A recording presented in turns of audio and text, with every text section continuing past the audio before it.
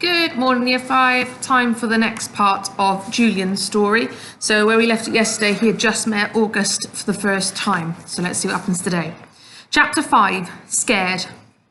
When I was about 5, I remember watching an episode of SpongeBob one night, and a commercial came on TV that totally freaked me out. It was a few days before Halloween.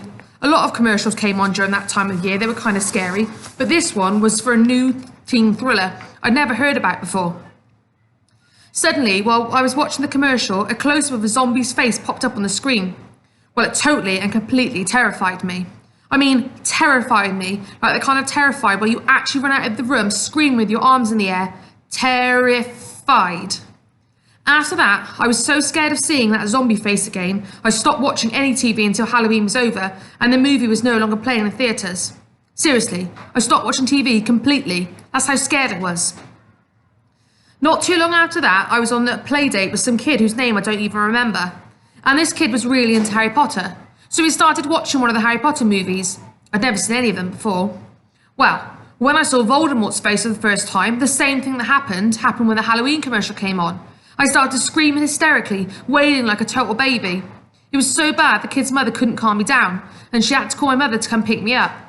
My mum got really annoyed at the kid's mum for letting me watch the movie, so they ended up getting into an argument. And, long story short, I never had another playdate there again. But anyway, between the Halloween zombie commercial and Voldemort's noseless face, I was kind of a mess. Then, unfortunately, my dad took me to the movies at around that same time. Again, I was only about 5, maybe 6 by now. It shouldn't have been an issue. The movies we went to see were G-rated, totally fine, not scary at all. One of the trailers that came on was for Scary Fairy, a movie about demon fairies. I know, fairies are so lame, and when I look back on it, I can't believe I was so scared of this stuff. But I was freaked out at this trailer. My dad had to take me out of the theatre because, yet again, I couldn't stop crying.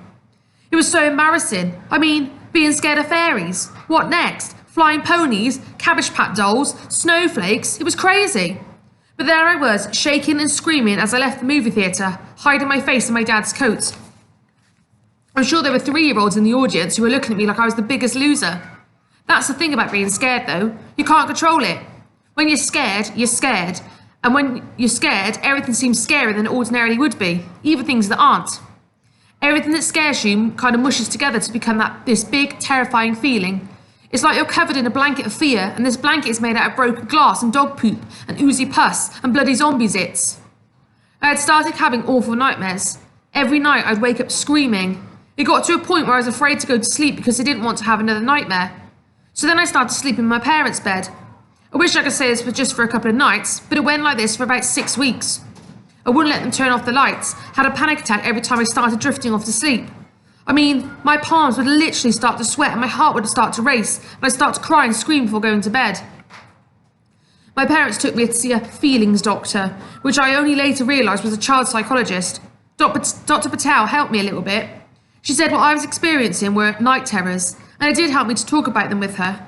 But I think what really got me over the nightmares were the Discovery Channel nature videos my mum brought home for me one day.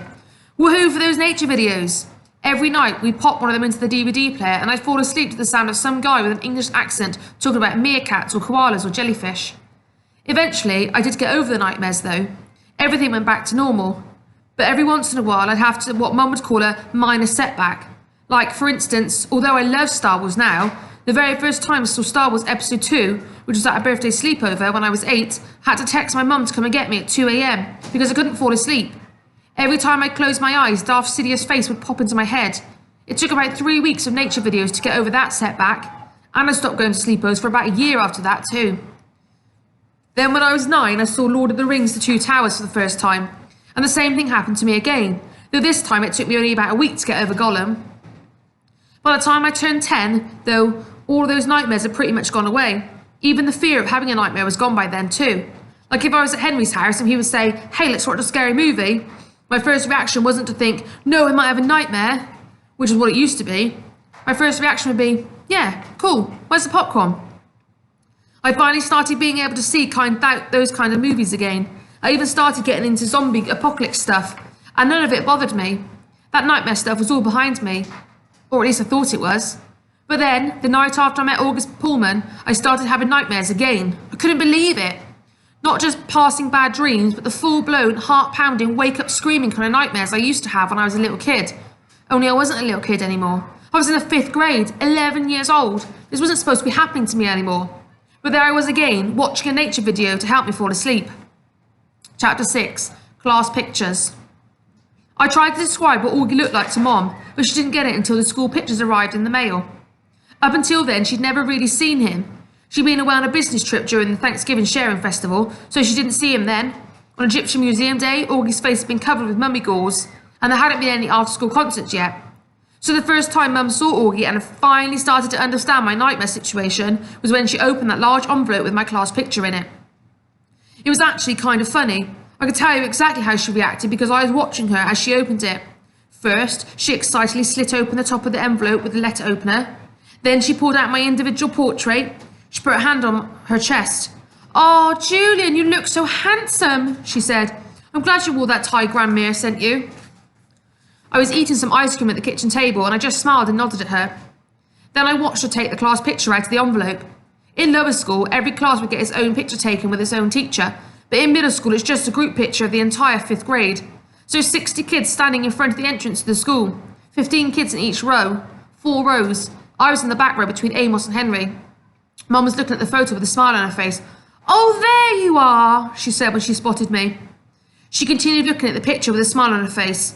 "Oh my, look how big Miles got," said Mum. "And is that Henry? He looks like he's getting a moustache. And who is—" And then she stopped talking. The smile on her face stayed frozen for a second or two, and then her face slowly transformed to a state of shock. She put the photo down and stared blankly in front of her. Then she looked at the photo again. Then she looked at me. She wasn't smiling. "This is the kid you've been talking about?" she asked me. Her voice had completely changed from the way it sounded moments before. "I told you," I answered. She looked at the picture again. "This isn't just a cleft palate." "No one ever said it was a cleft palate," I said to her. "Mr. Tushman never said that." "Yes, he did, on the phone that time." "No, Mom," I answered her. "What he said was facial issues, and you just assumed that he meant cleft palate, but he never actually said cleft palate." "I could swear he said the boy had a cleft palate," she answered. "But this is so much worse than that." She really looked stunned. She couldn't stop staring at the photo.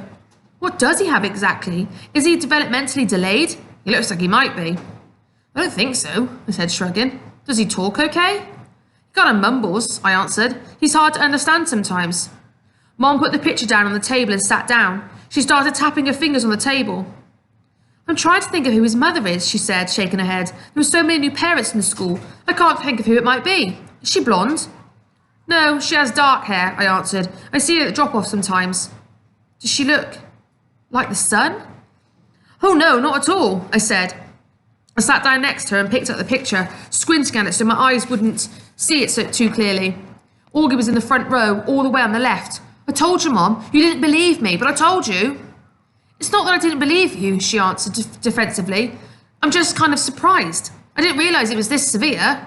"Oh, I think I know who she is. His mom. Is she very pretty, kind of exotic, has dark wavy hair?"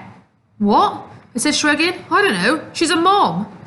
"I think I know who she is," answered Mum, nodding to herself. "I saw her on parents' night. Her husband's handsome too." "I have no idea," I said, shaking my head. "Oh, those poor people."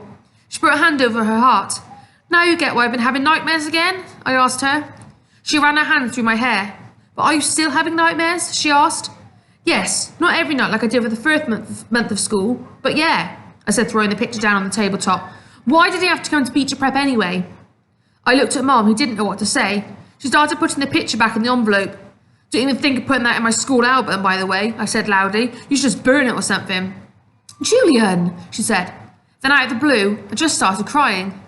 "Oh, my darling," said Mum, kind of surprised. She hugged me. "I can't help it, Mom," I said through my tears. "I hate that I have to see him every day." That night, I had the same nightmare I've been having since the start of school. I'm walking down the main hallway and all the kids are in front of their lockers staring at me, whispering about me as I walk past them. I keep walking up the stairwell until I get to the bathroom, and then I look in the mirror. When I see myself, though, it's not me I'm seeing. It's Auggie, and then I scream. Chapter 7, Photoshop. The next morning, I overheard Mom and Dad talking as they were getting ready for work. I was getting dressed for school. "They should have done more to prepare the kids," Mom said to Dad. "The school should have sent a letter home or something. I don't know." "Come on," answered Dad. "Saying what? What can they possibly say? There's a homely kid in your class, come on. It's much more than that. Yeah, let's not make too big of a deal about it, Melissa. You haven't seen him, Jules, said Mum. It's quite severe. Parents should have been told. I should have been told, especially with Julian's anxiety issues. Anxiety issues? I yelled from my room. I ran to their bedroom. You think I have anxiety issues? No, Julian, said Dad. No one's saying that. Mum just said that, I answered, pointing at Mum. I just heard her say anxiety issues. What, so you guys think I have mental problems? No, they both said. Just because I get nightmares? No, they yelled. It's not my fault if he goes to my school, I cried. It's not my fault his face freaks me out. Of course it's not, darling, said Mum. No one is saying that. All I meant is that because of your history of nightmares, the school should have alerted me. Then at least I would have known better about the nightmares you're having. I would have known what triggered them. I sat down on the edge of their bed. Dad had the class picture in his hands and had obviously just been looking at it. Hope you plan on burning that, I said, and I wasn't joking. No, darling, said Mum, sitting on the other side of me. We don't need to burn anything. Look what I've done. She picked up a different photo from the nightstand and handed it to me to look at. At first, I thought it was just another copy of the class picture because it was exactly the same as the class picture. Dad had it in his hands, and everything in it was exactly the same. I started to look away in disgust, but Mum pointed to a place on the photo, the place where Auggie used to be. He was nowhere in the photo. I couldn't believe it. There was no trace of him. I looked up at Mum, who was beaming. The magic of Photoshop, she said, happily clapping her hands. Now you can look at this picture and not have to have your memory of 5th grade tarnished, she said. That's so cool, I said. How did you do that? I got on pretty good at Photoshop, she answered. Remember last year how I made all the skies blue in the Hawaii pictures? You would never have known it rained every day, answered Dad, shaking his head. Laugh if you want, said Mum. But now, when I look at those pictures, I don't have to be reminded of the bad weather that almost ruined our trip. I can remember it for the beautiful vacation that it was, which is exactly how I want you to remember your 5th grade year at Beecher Prep. Okay, Julian? Good memories, not ugly ones. Thanks, Mom, I said, hugging her tightly. I didn't say it, of course, but even though she changed the skies to light blue on the photos, all I ever really remembered about our Hawaii trip was how cold and wet it was when we were there, despite the magic of Photoshop.